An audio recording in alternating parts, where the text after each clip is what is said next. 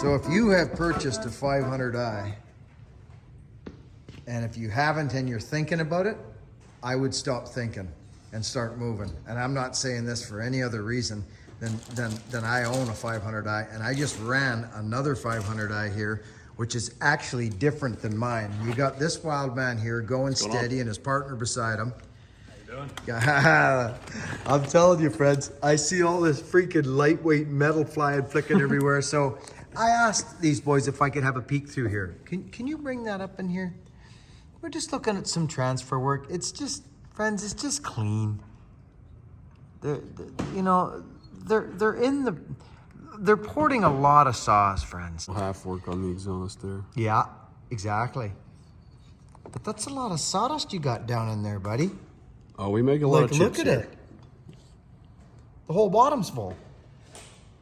Yeah, there's a lot of material we get rid of.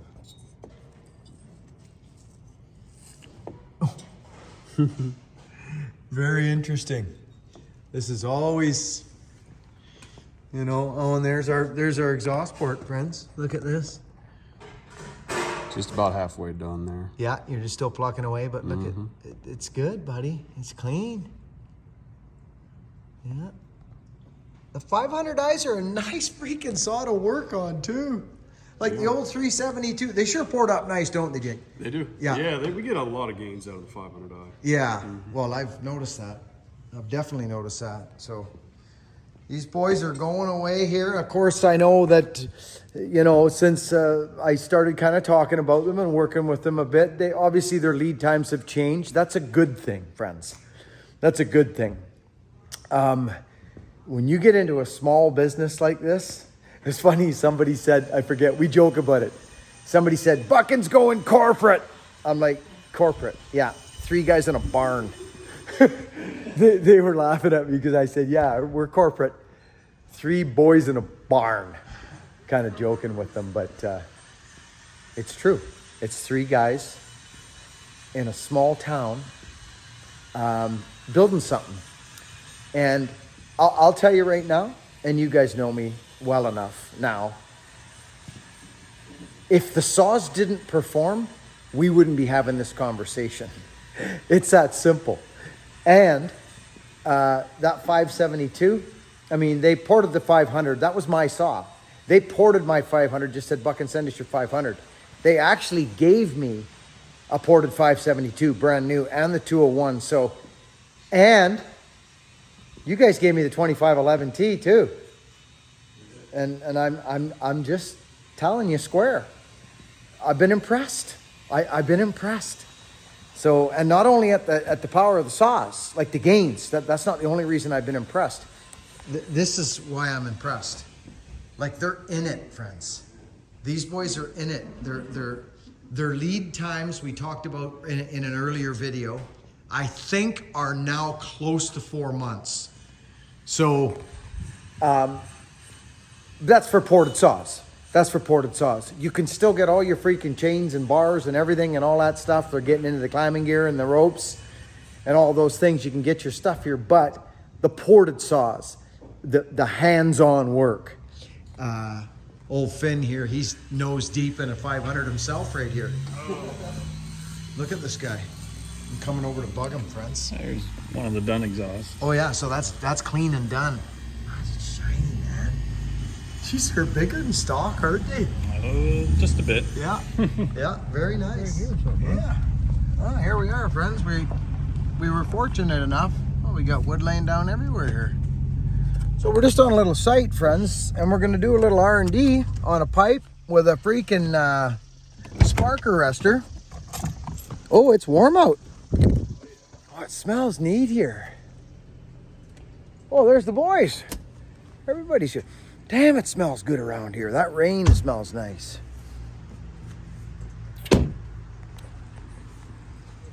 Look at the smiles. Damn right.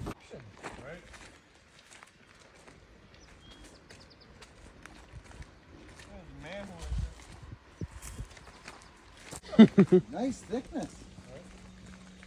Yeah, that's a good tree. Is that like a... All right. Lay that side hill.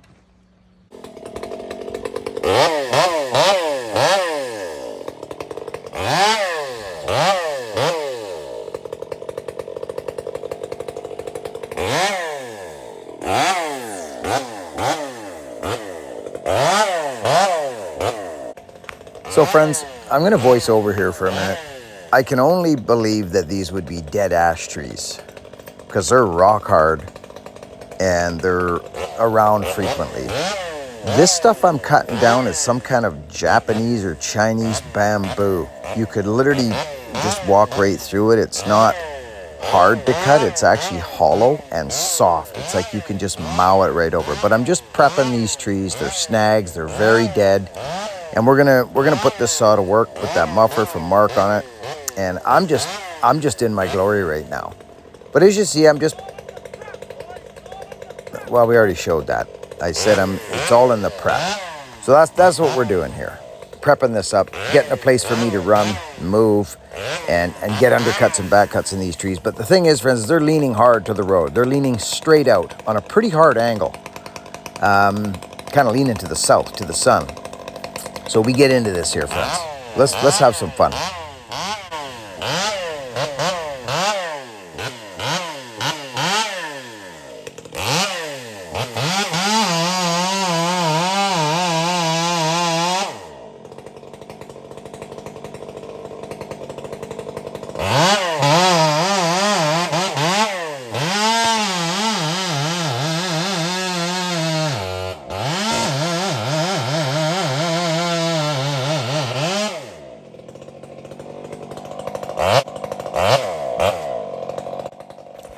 Friends, I'm just going to say this, and I'm quite confident that Stihl has done something to their computers.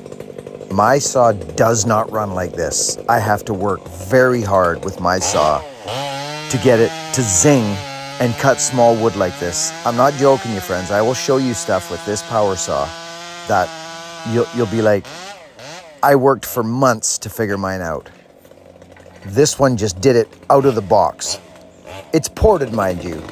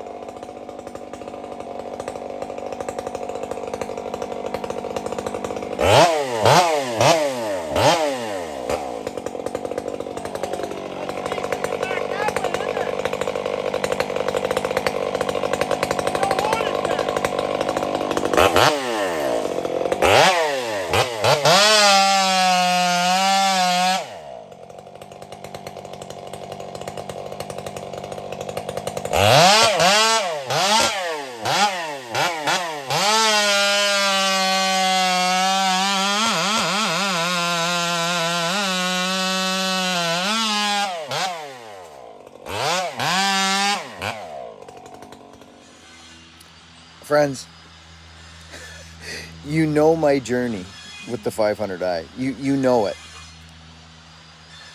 That saw, friends, it's a brand new ported 500 with Mark's pipe. Well, my pipe, my design. Mark and I designed this pipe. We put hours and days into this R&D on this pipe. It bolted on that saw, friends, and what you see is that.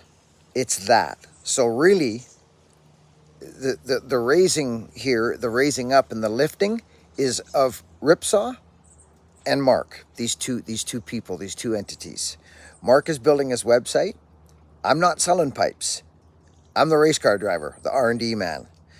That pipe, the Ripsaw boys were like, it was echoing through the valley. The sound is beautiful, but the performance is more than my saw does not do this. I don't know why. I've struggled with my saw. If you go back and look at that weird four-stroking my saw, I've worked tirelessly because I do believe in the saw. This is what I wanted in my hands when I first got the 500. This right here. So something's changed. Something's changed, and I believe it's in the factory at Stihl. I honestly do. These 500s, mine does not run like this. It doesn't. Enjoy this, friends. I'm in it here, and I'm freaking loving it. It's humid. So friends, this tree's leaning out. like behind me right now and towards my axe. Like it's hard the other way, but it doesn't work. It's not, the lay isn't proper, and there's trees in the way, and it's got to go the same way the other one did. So we cut it up and we wedge it over.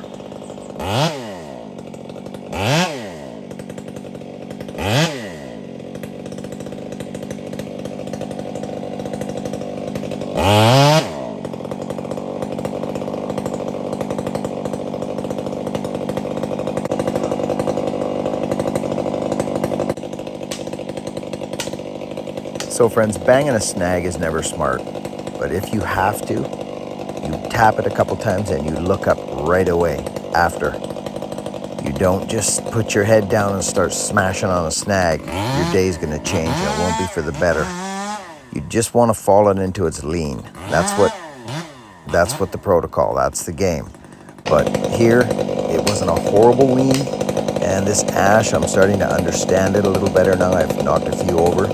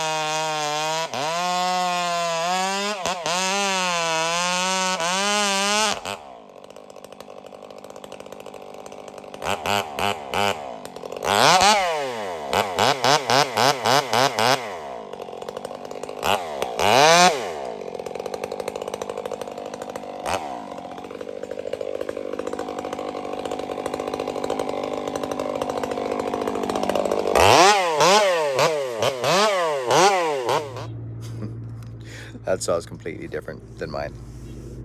It just is. I came home and played around with mine a bit and cut with it. It's different. It's different. They've definitely done something. Or, no, they have. They probably a cross between ripsaws, porting. I don't know. I have no clue, but I'm going to stop the video here, and I want to talk about real quickly the inundation of I think as a society now, friends, we want to be told. It's like we don't search, we don't read descriptions anymore. People don't read descriptions. All the information is in all the descriptions, but nobody reads them anymore. So all the comments are, how do I get a wood bullet? How do I get a wood bullet? Where can I get a wood bullet? Sign me up for a wood bullet. Put me on the list for a wood bullet. Friends, every video I've done for the wood bullet, the information is in the description. of how to purchase or how the purchase is going to go for the wood bullet. I'm not selling the wood bullet. Liam Hoffman is. Follow Liam Hoffman. Follow his Instagram. Follow his Facebook. There's 50 axes that are going to drop. Friends, I know most people know this, and I just want to finish this video to help Liam out because he's being inundated, and so am I, with messages. Read descriptions, friends. All the information's there for one thing. It's just a message from you to me to you. But also, for those of you that maybe don't know, here, I'm going to put this down, friends, like this. It's a little more comfortable. There. For those of you that don't know, Liam